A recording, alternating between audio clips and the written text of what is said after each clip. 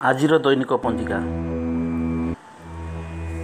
ଏହାକୁ ପ୍ରସ୍ତୁତ କରିଛନ୍ତି ଜ୍ଞାନରଞ୍ଜନ ଦଳପତି ରାୟ, ଜ୍ୟୋତିଷ ଓ ବାସ୍ତୁଶାସ୍ତ୍ର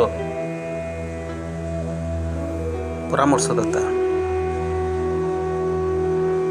ଅଦ୍ୟ ଅଗଷ୍ଟ ମାସ 7 ତାରିଖ 2022 ରବିବାର, ଶ୍ରାବଣ ଶୁକ୍ଳପକ୍ଷ, ତିଥି ଦଶମୀ, ରାତ୍ରି 11ଟା 43 ପର୍ଯ୍ୟନ୍ତ ଚଳନ୍ତେ ଏକାଦଶୀ, କର୍କଟ 22 ଦିନ। ମେଷ ରାଶିର ଆଜି ହେଉଛି ଘାତବାର। କାଳବେଳା ଓ ବାରବେଳା ଦିବା 10ଟା 15 ଗତେ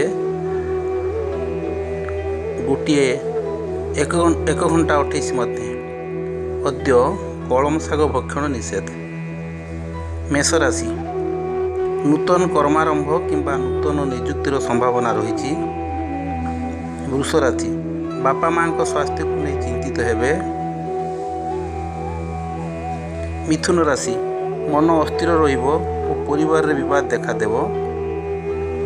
କର୍କଟ ରାଶି, କର୍ମସ୍ଥାନରେ ଉଚ୍ଚ ପ୍ରଶଂସିତ ହେବେ ଓ ମହିଳା ସହକର୍ମୀଙ୍କ ସାହାଯ୍ୟ ଓ ସହଯୋଗ ପାଇବେ। ସିଂହ ରାଶି, ବାଦ ବିବାଦ ପ୍ରତି ସତର୍କ ରହିବେ ଓ ଗ୍ୟାସ୍ ହିଟର ବ୍ୟବହାର କାଳରେ ସାବଧାନ ରହିବେ।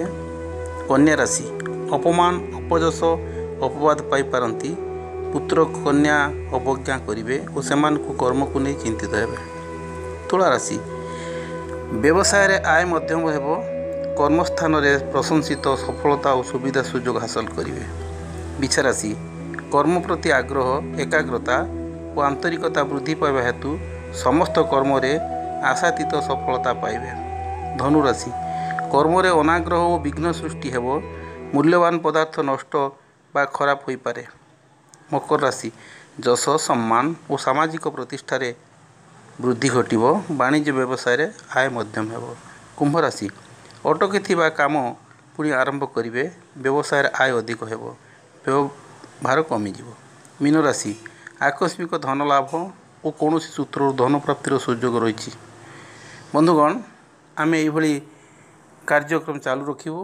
ଏ କାର୍ଯ୍ୟକ୍ରମ ଆପଣଙ୍କୁ କେମିତି ଲାଗିଲା ଆମକୁ ମତାମତ ଦେବେ। ଯଦି ଭଲ ଲାଗୁଥିବ ଲାଇକ୍, କମେଣ୍ଟ କରିବେ। ଧନ୍ୟବାଦ, ନମସ୍କାର।